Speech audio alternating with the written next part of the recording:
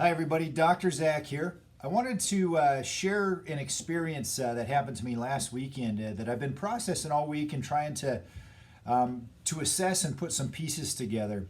And what I found was, to me, actually quite interesting. And basically, what happened was last weekend, I was working on a project in the garage and had to run to Home Depot. And I walked into Home Depot, and it's still one of my favorite places to go to because they don't mandate that you wear a mask in there. But over the past several months, every time that I've been in there, I've been the only person that has been unmasked. And oftentimes I'll have to have a little bit of a conversation as I'm walking into the store and being confronted. But, I'm able to go in and to just kind of walk through. And I really intentionally check my attitude, make sure that I'm going in positive and not trying to really trying to avoid any kind of conflict because I don't want to stir anything up, and I know that there is a whole lot of conflict that's going on in our world today. But on this particular day, last weekend, I was in the tool section and I look up and I see another gentleman in there that doesn't have a mask on as well. And I look at him and our eyes locked, and we got smiles on our faces. And then we start engaging in conversation, and it was really kind of interesting because it was, I'm not a real touchy-feely kind of guy for the most part, but there was this intimate interaction that took place between two guys that just, as we looked in each other's eyes, we understood each other to a certain degree, we accepted each other to a certain degree, and we felt disarmed, or we felt more comfortable. Then as I was getting ready to check out, I look up and there's another guy that's standing there, and he doesn't have a mask on either. And I just said to him, hey, it's great to see your smile. And again, we engaged in this conversation. We engaged in this connection that took place. And it was interesting to me. I processed that. I went home and I was telling my wife, I said, it was really cool at Home Depot today. I was more excited about, interacting with these two gentlemen than I was about getting the supplies that I needed for my project.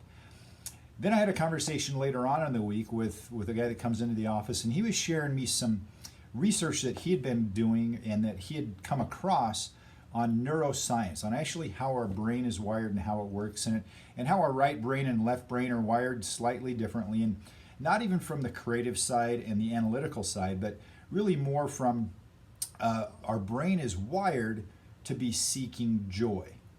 And he had a great description. He was talking about how, when you've got a parent that's holding their little infant child in their hands, and they're looking at each other, taking in each other's expressions and making little facial expressions. And then there's just this point to where you have to look away because you just get this overwhelming joy that fills your heart as you're looking at this little child. And that our right brain is wired to be seeking that. And that when we walk into a room or in any kind of a situation that we're in, at about 6 times a second, our brain is scanning for some recognition, for some acceptance, for us just to kind of feel disarmed where we can make a connection with people.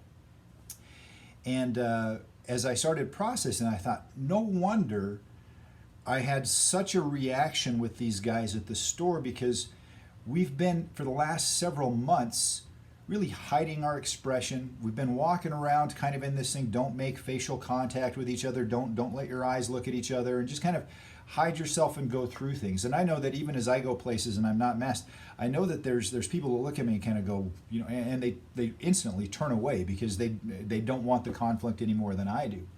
So for me to have this contact, it was that part of my brain just all of a sudden got this surge of joy that has been missing for months. And so it brought me to this point of, how do we take and start filling up our joy tanks again? And so I would encourage you is to take some time over the next several days and really look into people's eyes. And especially, there's so much that comes through our facial expressions. And to uncover your mouth for a while and let people see that, and to engage with each other, to come back to this intimacy that we're created to experience as human beings on this planet, where we're made to be social creatures. Even somebody who's a complete introvert like me, I was overwhelmed just by having this joy experience that took place at Home Depot with two guys that I'd never met before. So if that sounds weird to you, just recognize the source of where it's coming from.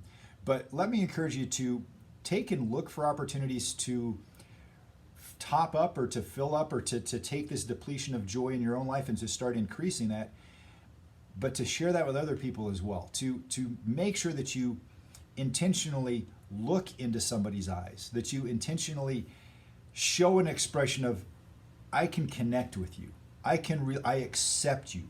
And again, we didn't know anything about each other, but there was just that connection that took place. So let me know what you experience as you intentionally go about doing this. I'd love to hear the stories that you have and even how it affects your own heart. Until next time, this is Dr. Zach. God bless you guys and make today a great one.